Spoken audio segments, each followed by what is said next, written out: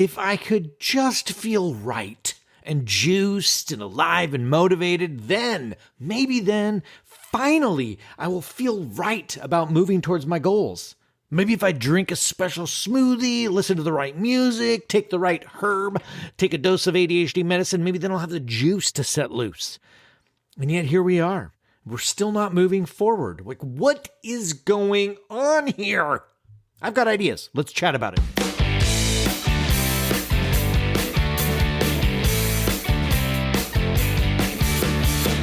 You are listening to ADHD Big Brother, the podcast for adults struggling with their ADHD, their comorbid depression, their anxiety. Oh, it's just a hoot. I'm your host and your ADHD Big Brother, Russ Jones. I've got ADHD too. I've got depression as well. It's crap-tastic. So let's learn some stuff. Let's laugh at some stuff. Let's make some commitments to do some stuff. And ladies and gentlemen, here's some stuff. Welcome to the podcast. Okay, it's a solo episode. It's just us. Just have a seat. I thought hundreds of people were going to show up.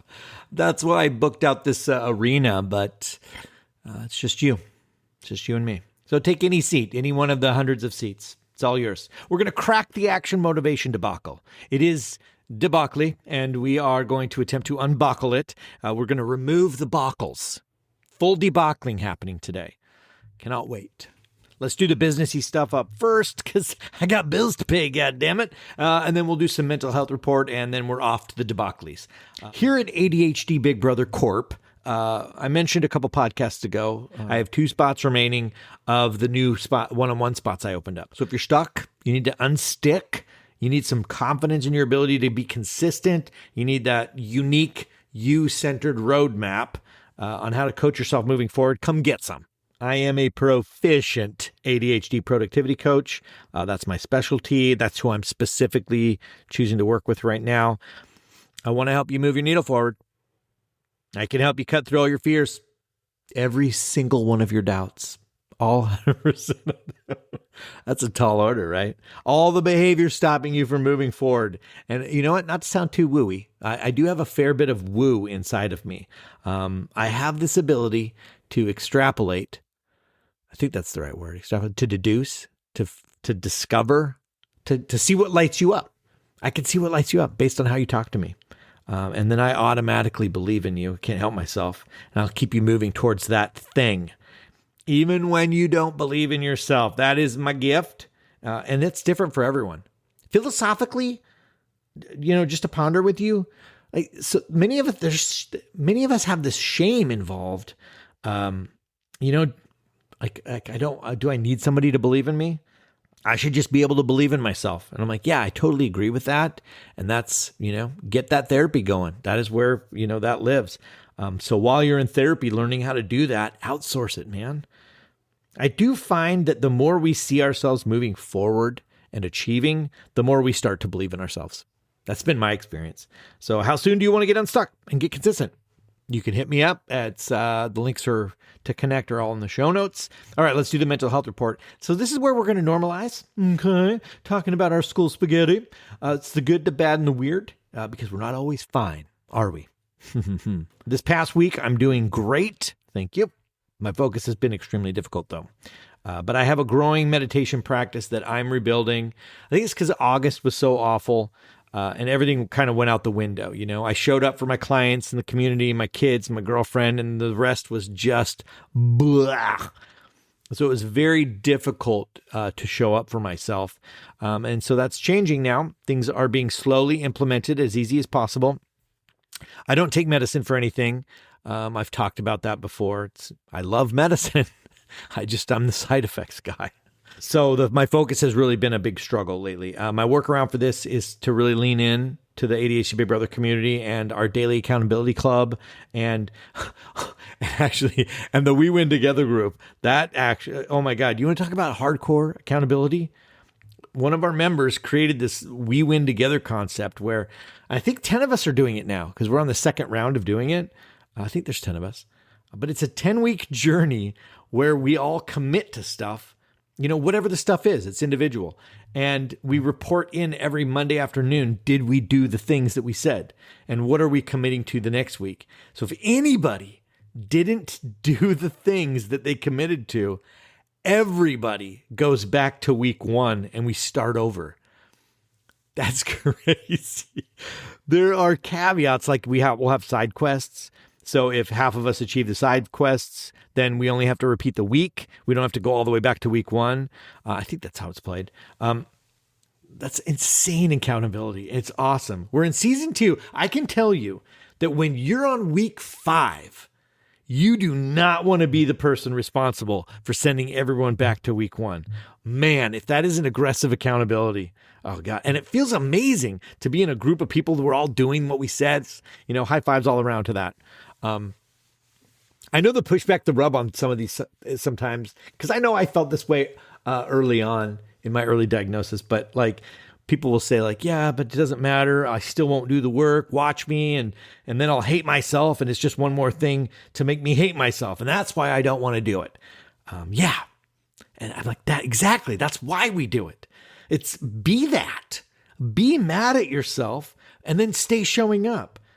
That's what's different, I think, in our community. It's nobody's mad at you for fucking up the entire group and making all of us go back to week 1. We're all like, okay, all right, back to week 1. Here we go. I don't remember how many times we all fucked up in the beginning, but I think we repeated week 1 like 3 or 4 times when this challenge, we first started this.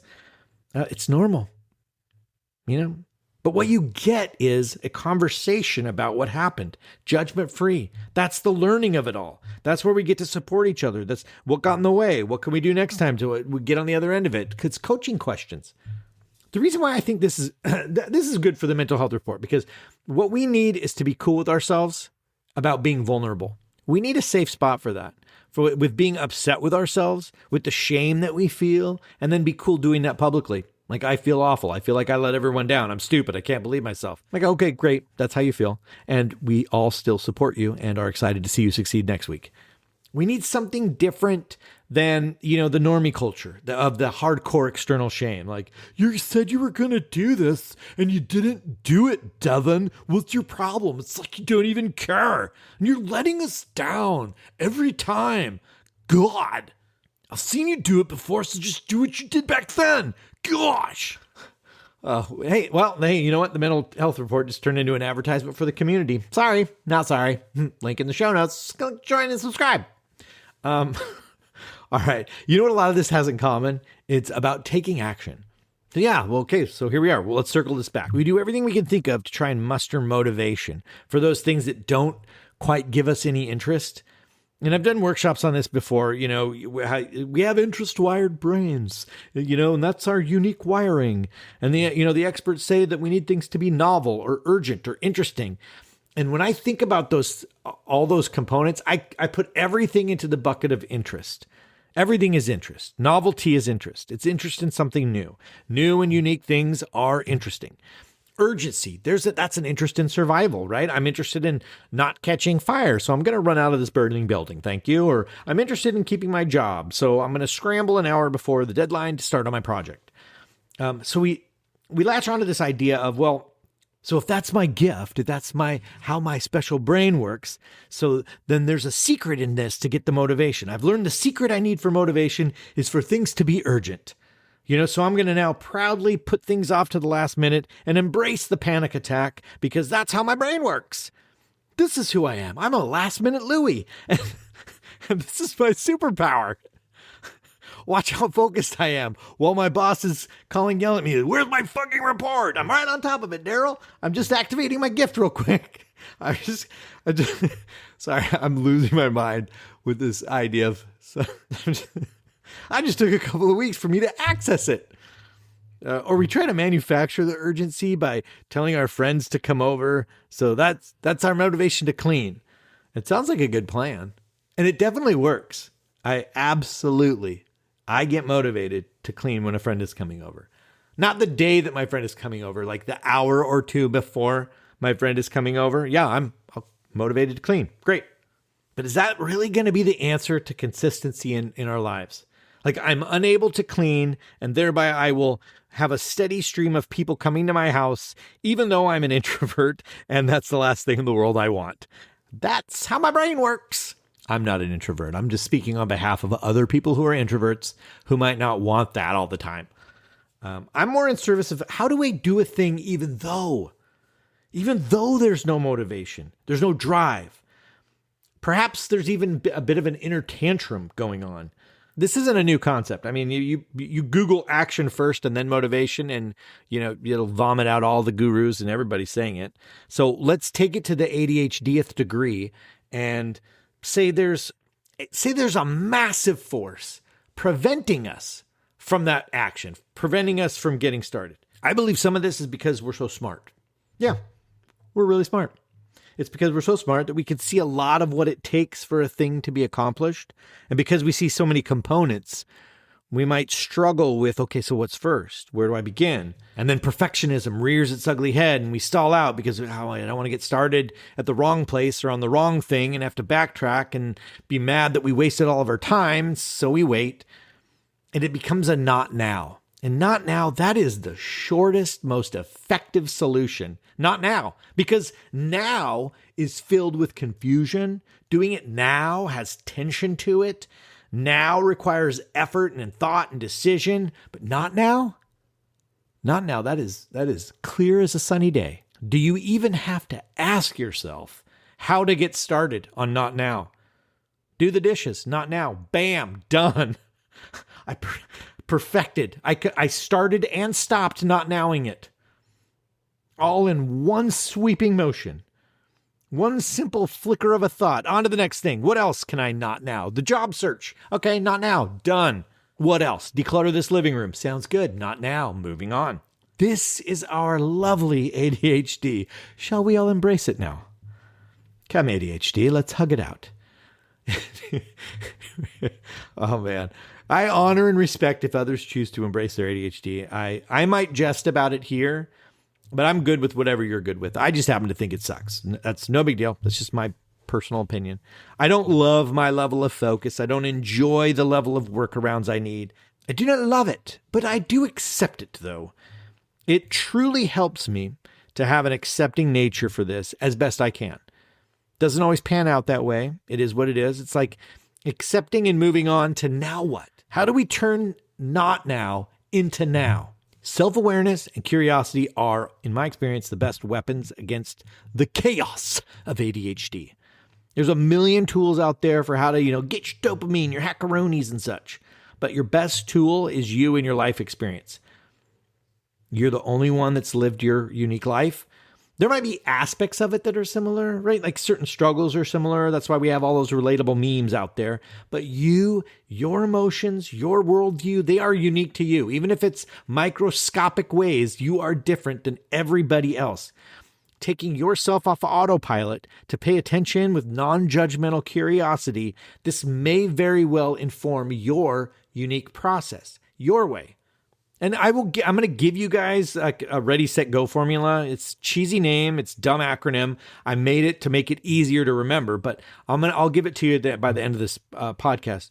But here's the caveat. The podcast, it's literally just a resource. I'm trying to entertain you guys a little while it's giving you the tools, but it can only go so far. I can only say, try this.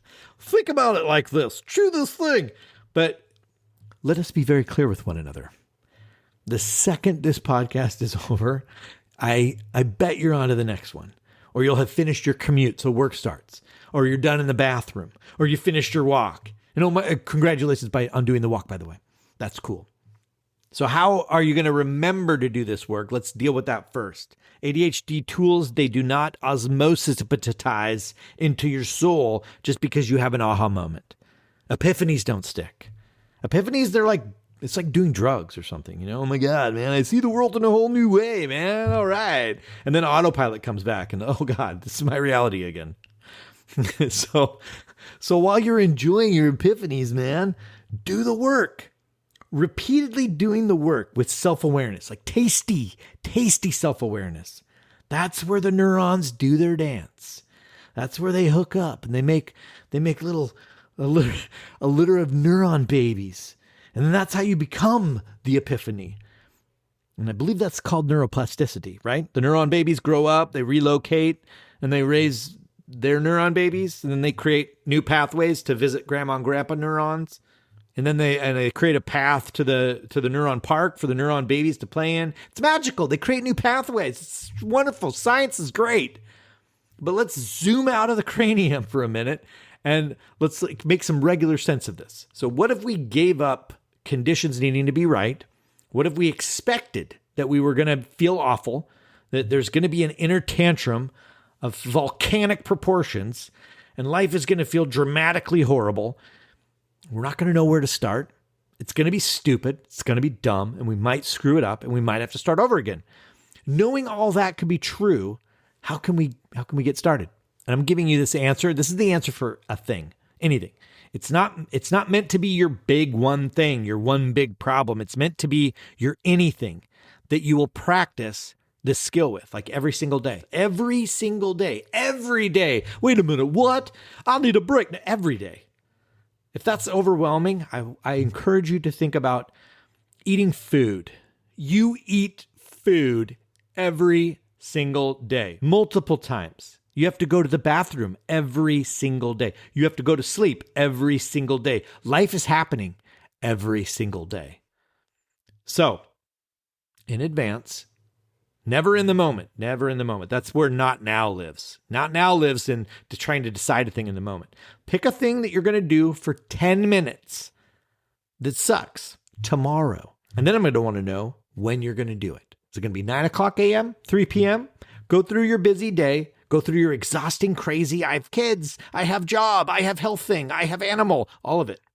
Go through all of it. And then when you're through with all that, decide on 10 minutes. Where does it exist? A 10-minute window of time that you have to do this shitty thing. My personal shitty things are always cleaning related. For instance, like when I do deep work, here's how I do it. I go 45 minutes into the deep work, and then a 15-minute timer on cleaning, and then back to 45 minutes on the deep work. That's my cadence. Everybody's different, though. I like 10 minutes for people that are fresh into this because it's actually a shitload of time.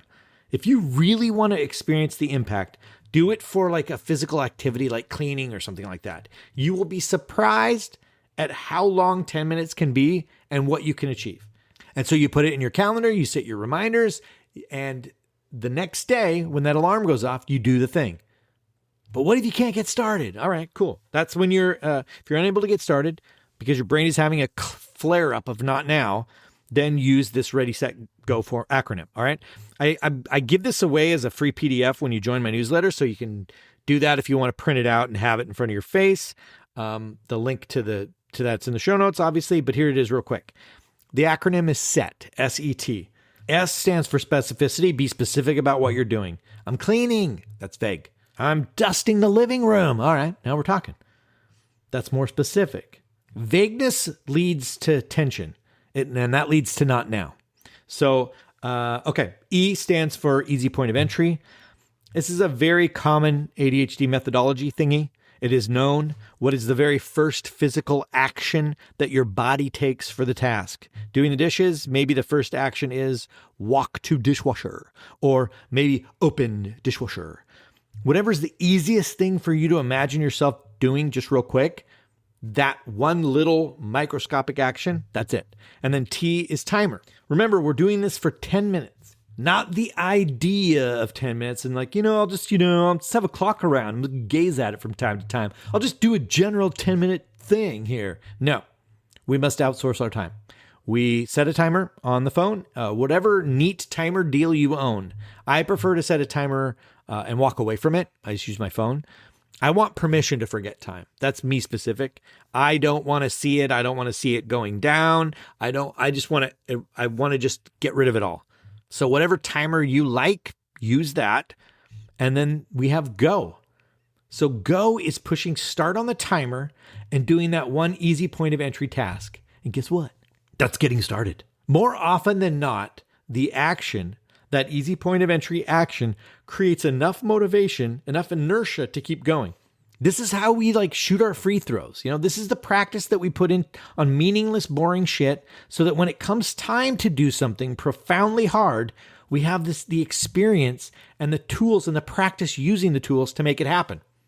Done and done. Hope that helps. If you have questions about any of this, you can feel free to reach out to me, Russ at ADHDBigBrother.com. If you want to learn more about working with me or joining in on the community, the links are downstairs in the show notes. Clickety-clack away.